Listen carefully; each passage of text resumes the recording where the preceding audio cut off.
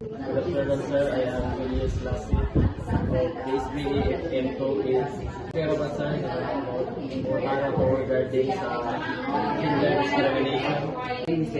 Sa Anjaman, third-year student taking a Bachelor of Secondary Education, major in GPPS, as well as a about gender discrimination. Naka-experience ba ka sir sa discriminate ka about sa gender?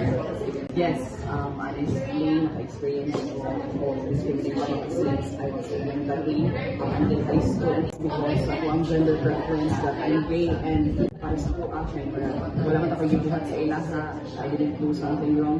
I don't know kung that's their purpose na i-discriminate ko just to make fun because I am gay or member ko sa LGBT community, especially sa enter of comfort rooms. Even at karon sa college, enter comfort rooms that like the scale of those men na nasa sa comfort rooms na education like to be great is because you are gay or you're part of the LGBT community. Para sa ko, grabe siya maka-down ng confidence because wala man ako buhatan sa ilaha. It's na sa ilaha na ang sagpuan na but again, it's because of my gender preference. Grabe kay ang look down or grabe kay ang degrade kay tungod anak and those discriminations wala siyang giset aside because I know for myself na kung sa ako ang tayo ng buhat o kailan ko sa mga kapatid.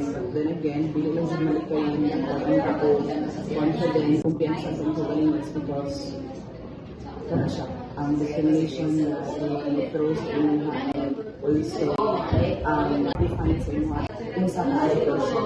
Kung saan man naka-affect sa inyo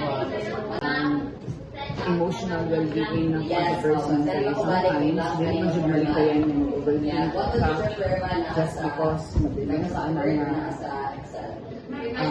community like the LGBT community like the emotional or physical hurt but also the emotional kay once manggod we are member of the LGBT community mo yung ka I'm confident enough na face sa ilaha but then again not everyone around you kay imagine ma-please and dili sa tanang panahon kay mo-agree ang mga tao na kung unsa ka as a person niya mo na siya na sakit sa part ng LGBT community kay even up to this day kay dili gid siya fully accepted sa community kung asa ka magulong. Ang wala to sa name mo baka positive or negative. So far kay I turned it as a positive sign no matter what they said about me kay kanang just keep on doing something na I know for myself na kanang dili babago para i-judge ko nila, i-degrade ko nila o kanang and take it as an inspiration nga even if kapila ko i-discriminate, kapila ko i-degrade kay mabuhat lagi ako na confidence because I know for myself na kanang wala akong gibuhat sa ilahan.